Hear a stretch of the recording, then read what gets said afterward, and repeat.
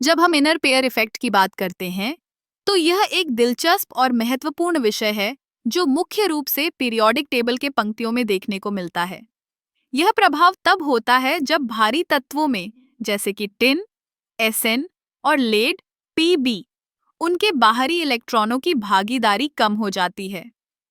आप सोच रहे होंगे ऐसा क्यों होता है? दरअसल जब हम भारी तत्वों की बात करते हैं तो उनके इलेक्ट्रॉनों के बीच में एक मजबूत इलेक्ट्रॉन इलेक्ट्रॉन रिपल्शन होता है। यह रिपल्शन उन इलेक्ट्रॉनों को अपनी स्थिति से बाहर निकलने से रोकता है।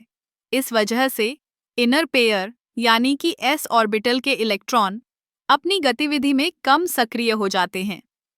उदाहरण के लिए टिन और लेड के यौगिकों में हम देखते हैं कि ये तत्व अक्सर +2 ऑक्सीडेशन स्टेट में पाए जाते हैं, जबकि उनके हल्के समकक्ष जैसे कि कार्बन और सिलिकॉन उच्च ऑक्सीडेशन स्टेट में भी मौजूद होते हैं। यह इनर पेयर इफेक्ट का सीधा परिणाम है। अब अगर हम इसे और गहराई में जाएं, तो यह प्रभाव मुख्य रूप से पी ब्लॉक तत्वों में देखने को मिलता है। जैसे जैसे हम नीचे की ओर जाते हैं, इनर पेयर इफेक्ट की प्रगति भी बढ़ती है। ये इसलिए होता है क्योंकि भारी तत्वों में डी और एफ ऑर्बिटल्स की उपस्थिति उनके रासायनिक गुणों को प्रभावित करती है। इसका एक और दिलचस्प पहलू ये है कि इनर पेयर इफेक्ट के कारण हम विभिन्न यौगिकों में भिन्नता देख सकते हैं।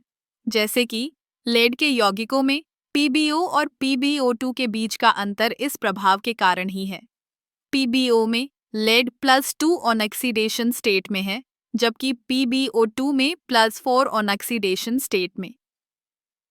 इस प्रभाव का एक और महत्वपूर्ण पहलू यह है कि यह रासायनिक प्रतिक्रियाओं की गति को भी प्रभावित कर सकता है।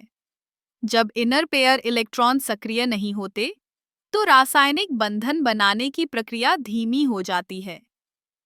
इससे हमें यह समझने में मदद मिलती है कि भारी तत्वों के यौगिकों की स्थिरता और प्रतिक्रियाशीलता कैसे बदलती है।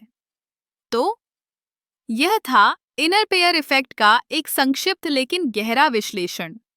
यह न केवल रसायन विज्ञान में महत्वपूर्ण है, बल्कि यह हमें तत्वों के व्यवहार को समझने में भी मदद करता है। इस प्रभाव को समझकर हम रासायनिक यौगिकों की संरचना और उनके गुणों के बारे में और अधिक जान सकते हैं।